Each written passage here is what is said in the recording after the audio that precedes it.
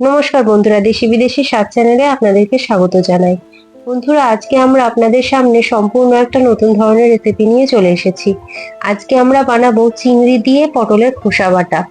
বন্ধুরা, এটি স্বাদে এতটাই অপূর্ব হয় যে এটা একলাই 100। আপনারা এই একটা রেসিপি দিয়ে এই সম্পূর্ণ ভাত খেয়ে ফেলতে পারবেন। বন্ধুরা, এটি উপকরণ খুব যৎসামান্য লাগে আর খুব কম সময়ে আপনারা ঘরেতে এই রেসিপিটা বানিয়ে ফেলতে পারবেন। তো বন্ধুরা, আসুন দেখে নেওয়া যাক চিংড়ি দিয়ে পটলের খোসা বাটা রেসিপিটা।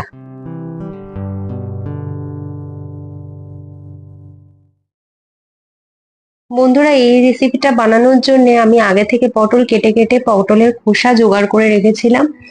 সেই পটলের খোসা আমি ধুয়ে ভালো করে পরিষ্কার করে রেখে দিয়েছি।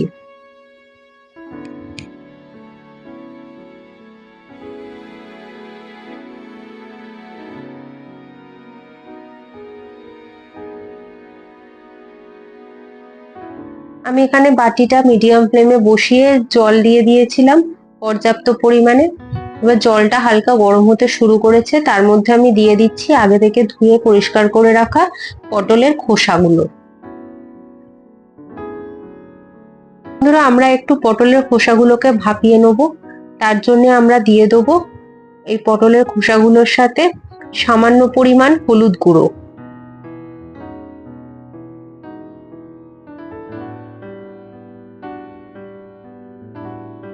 আর 1 চা চামচ নুন দিয়ে ভালো করে নেড়ে চেড়ে আমরা পটলের খোসাগুলোকে 2 থেকে 3 মিনিট ধরে ভালো করে মিডিয়াম ফ্লেমে ভাপিয়ে নেব। খোসাগুলো যখনই ভাপানো হয়ে যাবে তারপরে আমরা জল ঝরিয়ে নিয়ে ঠান্ডা করে ভালো করে মিক্সিতে বেটে নেব। খোসাগুলো ভালো করে ভাপানো হয়ে গেছে, এবারে জল ঝরিয়ে ঠান্ডা করে মিক্সিতে আমরা বেটে রেখে দেবো। কড়াটাকে এদিকে মিডিয়াম ফ্লেমে বসিয়ে দিয়ে দেবো পরিমাণ মতো সর্ষের তেল।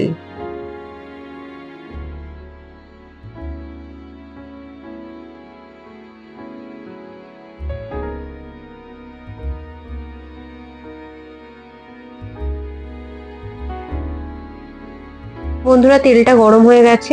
আমরা এখানে চিলি ফ্লেক্সের জন্য 3টে শুকনো লঙ্কা ভেজে নিচ্ছি ভালো করে সর্ষের তেলের মধ্যে।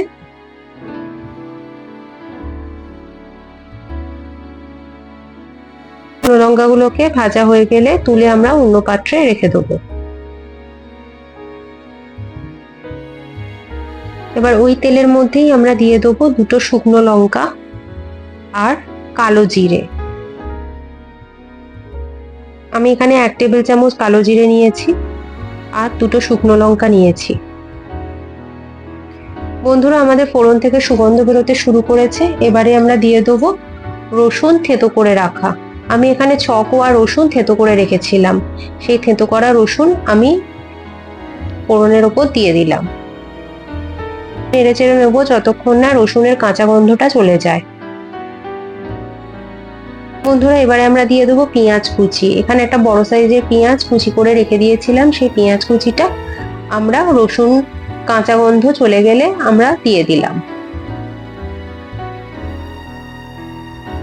ভালো করে নেড়ে চেড়ে নেবো। সাথে দিয়ে দেবো স্বাদ অনুযায়ী নুন।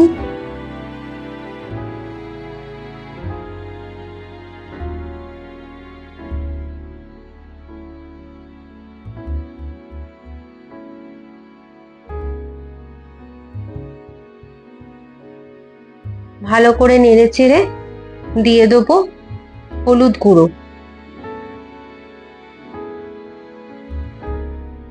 হলুদ দেওয়ার পর 2 মিনিটের মধ্যে আমরা পেঁয়াজটাকে ভালো করে ভেজে নেব।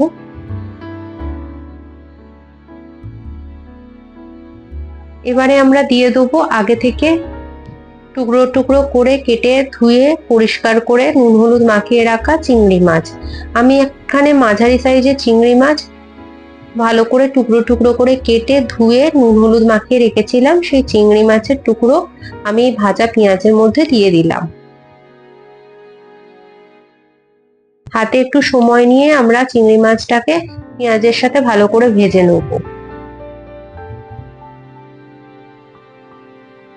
বন্ধুরা, এবারে আমরা দেব আগে থেকে ভাপিয়ে বেটে রাখা পটলের খোসা। এখানে আমি পটলের খোসাগুলোকে আগে থেকে ভাপিয়ে ঠান্ডা করে জল ঝরিয়ে পেটে রেখেছিলাম মিক্সিতে। সেই পটলের খোসা বাটা আমি এই চিংড়ি মাছের মধ্যে দিয়ে দিলাম। এবারে আমি একটু সময় নিয়ে ভালো করে সমস্ত উপকরণগুলোকে একটু ভেজে নেব, মশলাগুলো যাতে সব ভালোভাবে ঢোকে। ধরো এবার দিয়ে দেবো আমরা 1 টেবিল চামচ চিনি, দিয়ে এবার সমস্ত উপকরণগুলোকে ভালো করে ভেজে নেব যাতে মশলার গন্ধটা সবকিছুর মধ্যে ভালোভাবে ঢুকে যায়।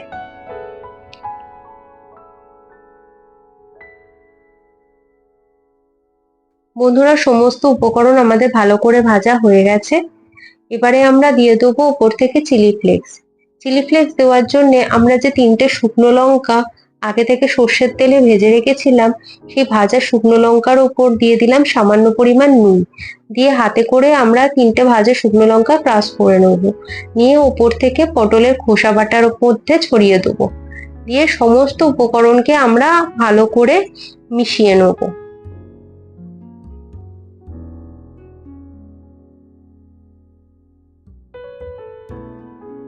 সবকিছুকে ভালো করে একসাথে মিশিয়ে নেব।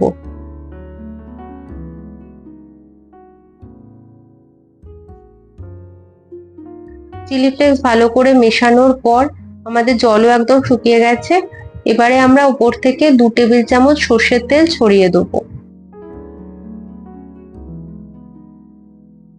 সর্ষের তেলটা ভালো করে আমরা সব উপকরণের সাথে মিক্স করে নেব। নেওয়ার পরেই আমাদের গ্যাসের ফ্লেমটা অফ করে দিলে বন্ধুরা আমাদের রেডি চিংড়ি দিয়ে পটলের খোসা বাটা।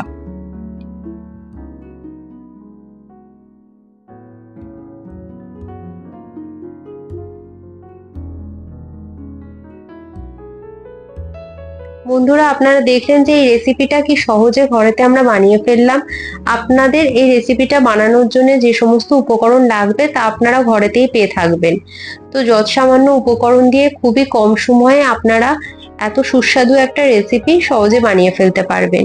আর বন্ধুরা, এই রেসিপিটা অবশ্যই আপনারা ঘরেতে বানিয়ে আমাদেরকে কমেন্টে জানাবেন যে কেমন লাগলো। বন্ধুরা, আপনাদের যদি এই রেসিপিটা ভালো লেগে থাকে তাহলে অবশ্যই আমাদের চ্যানেলটিকে সাবস্ক্রাইব করবেন, লাইক করবেন, শেয়ার করবেন। সাবস্ক্রাইবের পাশে যে বেল আইকনটা আছে প্রেস করবেন, তাহলে যত নতুন ভিডিও আমরা আপলোড করব সবার আগে আপনারা দেখতে পারবেন। বন্ধুরা, আরো নতুন নতুন ভিডিওর জন্য আমাদের সাথে যুক্ত থাকুন। আরো নতুন ভিডিও নিয়ে আপনাদের সামনে চলে আসব। আজকে এই পর্যন্তই। ধন্যবাদ।